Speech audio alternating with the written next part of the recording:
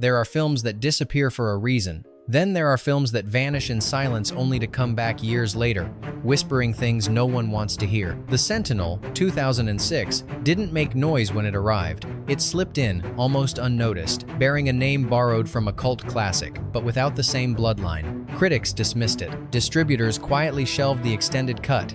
Even its own director refused to promote it. And yet, it stayed. Not because of hype, but because something about it kept unsettling those who watched. Maybe it was the way it treated sacred places as decaying threshold. Maybe it was how the camera lingered too long on spaces that shouldn't have been empty. Or maybe it was the idea at its core, that some doors, once opened, don't just let things out, they let you in. There was no official connection to the 1977 original, but it didn't matter. This Sentinel had its own shadows. Behind its uneven pacing and low-budget frames, something more deliberate was hidden ritualistic edits, inexplicable audio choices, names in the credits that never appeared again. It felt like a message, encrypted in genre. In recent years, horror forums and occult film circles have begun to revisit it. Some claim there's a version with a different ending. Others swear the theatrical release was already a second draft. What's certain is this: the film may not have been a masterpiece, but it was never meant to be forgotten. These are 20 weird facts you didn't know about The Sentinel, 2006. And if you feel something watching you by the time we reach the end, don't worry. That's just the gate reminding you it's still open. Fact 1. The title The Sentinel wasn't chosen, it was enforced. According to production notes buried deep in early press kits, the film originally bore a different name, The Watcher in the Hollow. The working title referenced the architectural motif of a decaying monastery housing a presence meant to observe, not intervene. But during post-production, executives insisted the film be renamed The Sentinel, despite having no narrative connection to the 1977 film of the same name. Why? Brand recognition. Even if it confused audiences, even if it undermined the film's identity, the result was immediate. Horror fans, expecting a remake, felt misled. Others dismissed it as a cash grab riding on an old name. But insiders close to the production later hinted that this decision wasn't purely commercial. One financier reportedly believed that the word Sentinel held spiritual significance, that it anchored the film in an occult lineage beyond marketing. If true, it suggests that the title wasn't just a bait and switch, it was a ritual substitution. Fact 2. The church used for filming wasn't just abandoned, it was condemned twice. The film's most striking set was a cavernous, crumbling church in upstate New York. Its deteriorating facade and shattered stained glass needed no set dressing. But what wasn't disclosed to the public was its history.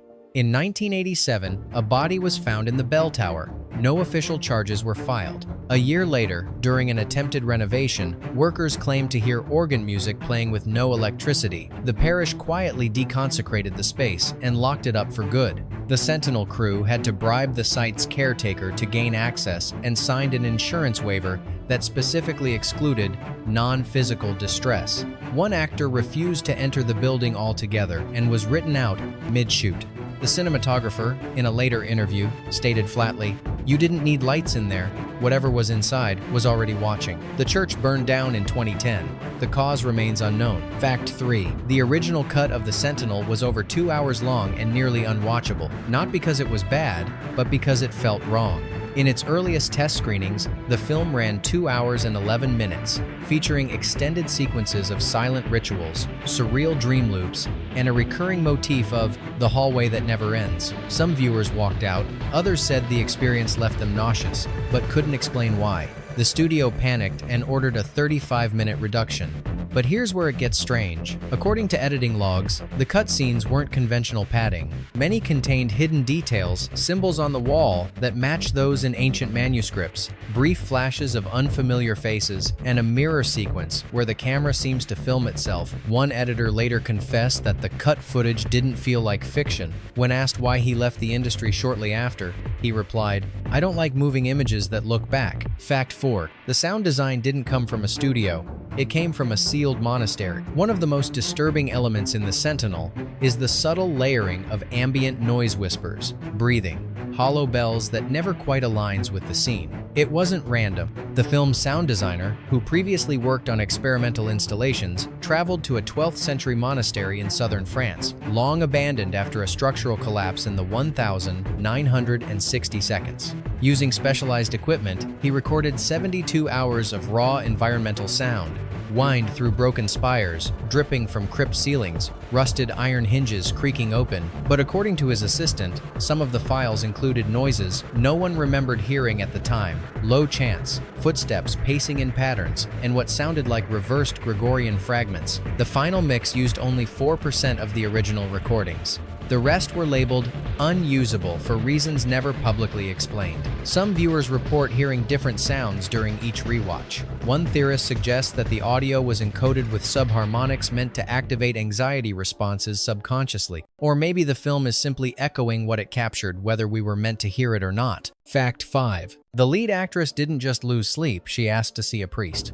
During the 3 weeks of night shoots for The Sentinel, the lead actress began exhibiting signs of extreme insomnia. At first, the crew assumed it was method acting or jet lag, but when she arrived on set shaking, claiming she saw someone standing behind her in the mirror sequence, people grew concerned. The production schedule was adjusted to give her daytime scenes only. But after the pivotal basement scene filmed in the actual foundation of the condemned church, she left set without speaking to anyone, returned the next day with a silver medallion, and asked the producer to allow a priest on set for a blessing or a barrier, whichever comes first. The priest came. But curiously, no one remembers his name, and his face doesn't appear in behind-the-scenes footage. When asked about it in 2014, the actress declined to comment. She simply said, "I shouldn't have opened that door." Fact 6. The director promoted nothing. He also didn't exist officially. On paper, The Sentinel was helmed by David S. Carrick, a first-time director with a background in music videos. But no one in the industry had heard of him before or since.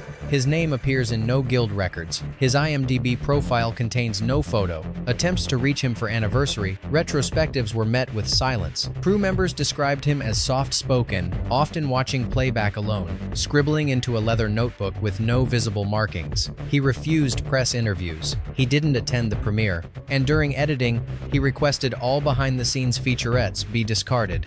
"The film is the only document," he reportedly said. Some online communities speculate that Carrick was a pseudonym for a more well-known director, testing an experimental narrative under a veil. Others believe he was a composite figure, stitched together to mask a chaotic, directorless production. But one assistant editor claims he saw Carrick one last time, months after the film's release, inside an empty theater, watching the final cut alone. "He nodded once," the editor said, "then vanished behind the projection room door. It was locked from the inside." Fact 7. The original poster was pulled after a church filed a formal complaint. Before its limited theatrical release, The Sentinel circulated an early promotional poster that featured a cracked statue of the Virgin Mary with bleeding eyes, standing before a church doorway wrapped in rusted chains. The tagline read, "Some gates were never meant to open." It was stark, haunting, and it lasted barely 2 weeks. A Midwestern diocese sent a cease and desist letter, claiming the image was a deliberate and inflammatory distortion of sacred iconography. The marketing team complied, replacing the image with a generic silhouette and shadow overlay. But here's where it gets stranger. The statue in the original poster wasn't designed by the art department. It was real. It had been photographed by a production assistant during location scouting in an unused chapel near Rochester. The statue was removed shortly after the photo went public. The chapel has since been demolished. Rumors persist that the image had not been altered, that the bleeding effect was natural decay, or something else entirely. Either way, the original poster has vanished from studio archives, and only a few grainy scans remain. One collector called it the last religious horror poster that actually frightened the church. Fact 8. The ending you saw wasn't the one they shot. According to multiple sources within post-production, The Sentinel originally concluded with a reverse sequence looping the final 90 seconds backward, with distorted audio and a hidden glyph that briefly appeared in the protagonist's pupil. The scene ended not with resolution, but recursion, the camera pulling back through the same hallway it had entered, suggesting the entire film was a trap, not a story. Test audiences hated it. The studio demanded a new ending within 5 days. The result was a hastily re-edited final scene that provided vague closure, a locked door, a distant scream, and the protagonist walking away in silence. But the footage of the original cut still exists, at least partially. One anonymous user uploaded a 22-second clip from an alternate ending to a now-defunct horror forum in 2012. It showed the protagonist turning to the camera and saying, "You were always here." No one has verified the clip's source. The uploader never resurfaced. Fact 9. One pivotal scene may have drawn from a real monastery suicide undocumented until now. In the film's third act, a supporting character throws herself from a spiral staircase in the bell tower. It's abrupt, jarring, and comes without setup. For years, critics cited it as a weak narrative moment, but a private blog post from a former location manager suggests otherwise. He claimed the scene was inspired by a local legend told by townsfolk near the shooting location. In 1966, a young novitiate was found at the foot of the same tower used in the film. Arms folded, eyes open, body completely intact despite the height. The death was ruled a suicide, though no official record of the case exists. A priest allegedly instructed that the body be buried in secret to avoid scandal. The director insisted on filming the staircase scene with no stunts, no mats, no dialogue. He reportedly told the actress, "Let gravity do the writing." She was unharmed. But for months after, she reported recurring dreams of waking up at the bottom of that staircase, unable to speak. Whether the story is true or just production myth, the emotional weight of the scene feels eerily authentic. Some doors don't slam shut, they just open beneath you. Fact 10. The lighting in key scenes wasn't cinematic, it was a quiet act of rebellion. Much of the Sentinel has a raw, shadow-drenched look. At times, the only visible source of light is a flickering candle or distant window glow. Cinematographers praised it for realism, but the truth behind that aesthetic was less about style and more about protest. Midway through production, the studio requested a tonal shift. Executives wanted the film to feel more marketable to a mainstream horror audience, brighter interiors, jump scares, visual clarity. In response, the director stripped the lighting setup in half the scheduled scenes. He insisted on using only available light within the shooting locations, sun through broken panes, candlelight in stairwells, and even reflections from puddles on concrete floors. As a result, much of the film's middle section plays out in near-total darkness. Colorists later claimed the raw footage was almost unusable, but the director refused corrections. "The dark is part of the ritual," he allegedly said. Ironically, that decision gave the Sentinel its most distinctive atmosphere. What was meant as a compromise became a statement. The viewer isn't just watching shadows, they're straining to see through them. Fact 11. One actor vanished from the cast list and from the set without a trace. During pre-production, a veteran stage actor was cast in a supporting role as the church's caretaker, a character described in the script as the last one who knew. He attended 2 rehearsals, was fitted for wardrobe, and even recorded a voiceover monologue meant to appear in the film's first trailer. Then, without warning, he disappeared. Not just from the production, but from the city. His agent couldn't reach him. His apartment was vacated. No formal resignation was submitted. A stand-in was hired, and the character was rewritten as mute. When the trailer was eventually released, the voiceover had been removed, but some early press screener versions still include it. The voice says, "You don't guard the gate guards you." No official explanation was ever given. Some say it was cold feet. Others believe he saw something he didn't want to say on camera. Fact 12. The Sentinel was nearly slapped with an NC-17 rating for a scene you never saw. Test audiences and early reviewers report a deleted sequence that pushed boundaries set in the sacristy, where the protagonist witnesses a silent ritual involving blindfolded figures and a repeated chant in reversed Latin. No nudity, no violence, just sheer, disorienting dread. The MPAA flagged the scene for intensity without context. Studio reps claimed the ratings board misunderstood the imagery, but ultimately chose to remove the scene rather than appeal. Curiously, the studio never mentioned it again, not in interviews, not in press material, but leaked call sheets from the shoot list the sequence as Scene 47, Echo Mass. It was scheduled for 2 nights of filming, both of which took place in a real monastery crypt. Several crew members reported nausea, migraines, and nosebleeds during the shoot. When asked in a Reddit AMA if the scene would ever be restored, one editor replied cryptically, "That sequence didn't need to be seen, it was heard." What did it sound like? No one seems willing to say. Fact 13. One scene involved no special effects, yet revealed something that wasn't supposed to be there. Midway through the film, There's a tense moment where the protagonist enters a long, dust-choked hallway lined with antique mirrors. As she moves past them, her reflection flickers in time until it doesn't. In one mirror, she's not visible at all. No reflection, no shadow, just the hallway, empty. Audiences assumed it was CGI, a simple post-production trick. But in a 2009 interview, the visual effects supervisor confirmed that the shot used practical lighting, only no alterations, no compositing, no overlays. In fact, the absence of a reflection was not in the shooting script. When reviewing the raw footage, the director reportedly became visibly shaken.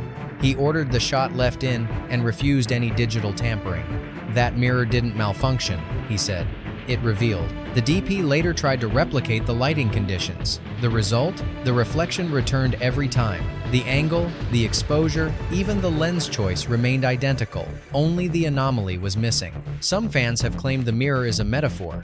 Others believe it wasn't a metaphor at all. Fact 14. A warning written into the set dressing somehow appeared outside the film. In a blink and you miss it frame, the phrase, "Don't look upstairs," is scrawled in red pencil above a doorframe. It's never acknowledged by the characters, never referenced in dialogue. Most viewers didn't even notice it until years later, when screenshots began circulating on horror forums. What makes this detail truly disturbing is what happened after. According to the film's set photographer, that same message appeared in chalk outside the production trailer 2 days after the scene was shot. No one claimed responsibility. The writing matched the handwriting in the scene exactly. Crew assumed it was a prank until it happened again, in a different shooting location. Eventually, the note began turning up on background props where it hadn't been scripted. The art department swore they didn't do it. Some dismissed it as coincidence, others as guerrilla marketing.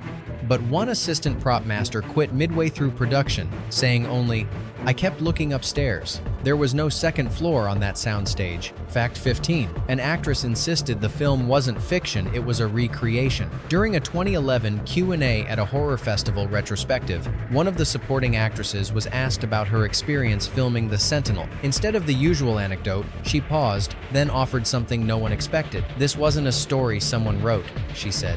"This was a pattern someone repeated." She claimed the script mirrored a series of dreams she had in the months prior to auditioning, down to specific lines of dialogue and the shape of the keyhole in one of the church doors. At first, she chalked it up to déjà vu, but during production, she began recognizing locations she'd never visited, sensing beats in scenes before they occurred. The director, when confronted, allegedly said, "We're not filming the story, we're remembering it." The actress has since distanced herself from the project, declining further interviews. But fans speculate her performance, the vacant stares, the shaky composure wasn't acting. Perhaps the strangest detail?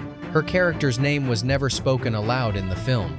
But in the shooting script, it was the same name she had in those recurring dreams. Fact 16. The Region 4 DVD contains a scene that exists nowhere else, and no one knows why. When The Sentinel was released on home media, most regions received identical cuts, but collectors in Australia noticed something different. The Region 4 DVD, distributed quietly through a third-party company, featured a 38-second post-credits scene that wasn't included in any other version. In it, the camera slowly pans across the empty church nave at dusk. The light flickers, not like a bulb, but like flame. A single word, "Welcome," is whispered in a reversed voice, barely audible. Then, just before the frame cuts to black, a figure appears at the far end of the aisle, not walking, just standing, watching. The DVD case makes no mention of this edition.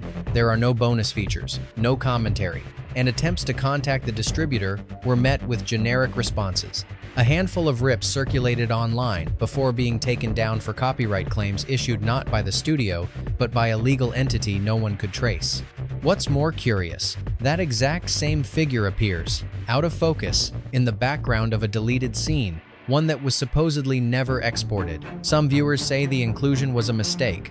Others say it was the only honest moment in the film. Fact 17. Italy received a different ending, and no one ever told the rest of the world. In 2007, a small horror festival in Milan screened The Sentinel using a 35mm print provided by a local distributor. Festival attendees immediately noticed something strange. The ending didn't match the DVD version. Instead of the protagonist walking away from the church in silence, the Italian version showed her entering a second doorway hidden behind the altar. The screen then cut to black, not with music, but with silence. No credits, no logo, just blackness for 90 seconds. And then, a single frame of static with a sequence of numbers burned in the corner. The reel was returned to the distributor and never screened again. No official statement was made. When asked, the studio claimed all international versions were identical, but bootleggers who attended the screening uploaded a partial cam rip months later. Though the quality was poor, the audio, especially the silence, remains unsettling. Some fans believe the alternate ending was the original intent. Others think it was an act of sabotage from someone inside the European production chain. Either way, that second door was never meant to be open. Fact 18. The footsteps you hear on the staircase weren't from the actress, they belonged to the sound editor. During the climactic third act, there's a long tracking shot of the protagonist ascending the church's main staircase. The scene is drawn out, each footstep echoing unnaturally loud, creating a rhythmic tension that unsettles more than any score could. Oddly, the sound design team couldn't get the audio right during ADR. No matter how many times they recorded the actress walking, the sound didn't match the mood. Eventually, the lead sound editor decided to do the footsteps himself at 3 a.m., barefoot, in an abandoned industrial warehouse. He recorded 12 takes, only one was used, but after laying it into the timeline, he refused to listen to the scene again. According to a team member, he said the rhythm was off, not in tempo, but in intention. "It feels like something's walking behind me," he reportedly said. He left the studio the same day, turned in his resignation, and didn't work on another film. His final contribution to cinema was a pair of footsteps that never quite followed the character. They followed us. Fact 19. A legendary director visited the set, then left without saying a word. During week 4 of production, an unannounced visitor arrived at the church location. He wore a long overcoat, carried no entourage, and introduced himself only as Mr. H. But multiple crew members recognized him immediately, a renowned European filmmaker known for his work in psychological horror. His presence caused a quiet stir until he asked to speak to the director in private. The conversation, held inside the nave, lasted 10 minutes. No one overheard what was said. When he emerged, Mr. H declined the offer to stay for dinner, nodded politely to the crew, and left without watching a single frame of footage. Later, a production assistant discovered a note left behind on a lighting crate. It read, "Some stories are not told, they're uncovered." Neither the director nor the studio ever acknowledged his visit. The filmmaker in question was contacted years later for comment. He denied ever being there, but the note matched his handwriting perfectly. Fact 20. The protagonist's name, when reversed and translated, unlocks the film's final secret. In the film, the main character is named Elandra Voss, a detail that seems arbitrary at first glance. Her name is never spoken aloud. It only appears once, in a police file flashed on screen for less than a second. Most viewers miss it entirely, but fans dissecting the film's mythology uncovered something strange. Reversing Elandra Voss gives Sov Ardnail, when translated phonetically into Latin roots and loosely interpreted through old ecclesiastical texts, the phrase approximates, "He who stands before the seventh gate." This is significant because the script, in its original form, referred multiple times to 7 thresholds, each marked by an unseen guardian. Only one could be opened. The 7th was forbidden. Further, the number 7 recurs throughout the film. 7 candles, 7 knocks, 7 doorways. It's not just a stylistic motif, it's a code. Whether the name was intentional or a lucky accident is unclear. But one thing is certain, the Sentinel never asks who the gate is protecting us from. It asks who it's protecting from us. Bonus fact, The Sentinel, 2006, may have started as an entirely different film, and the studio never corrected the mistake. In the earliest development records, buried in a now-defunct agency database, a script titled Threshold was listed as in pre-production under genre division. Its logline? A woman inherits a chapel where voices echo through locked doors. The screenwriter attached had no horror credits. The director listed was different, the tone described as existential suspense. Weeks later, the project vanished, replaced in studio memos by the Sentinel, with no announcement, no script swap, no title transition. Industry insiders suspect that Threshold was shelved, then quickly retrofitted into something else when a marketing team pitched the idea of reusing the Sentinel brand. Some lines from Threshold appear word for word in the final cut. Even the architectural blueprints in early scenes match photos from a location scout assigned to the original script. But if the film we know wasn't meant to exist, what exactly is it? One former assistant to the casting director hinted cryptically, "We thought we were making a mid-tier supernatural thriller. By the third week, we were following instructions from a draft no one remembered writing." In the end, The Sentinel, 2006, may not be a remake, a reboot, or even a tribute. It may be a possession. Which of these facts did you find most disturbing or most deliberate? Was The Sentinel a forgotten misfire, or a film that never wanted to be understood in the first place? Tell us in the comments what you believe. Was it all coincidence or design? If you're drawn to the lost corners of horror cinema, the films that whisper more than they scream, consider subscribing. We're just getting started, and some gates, once opened, don't close quietly.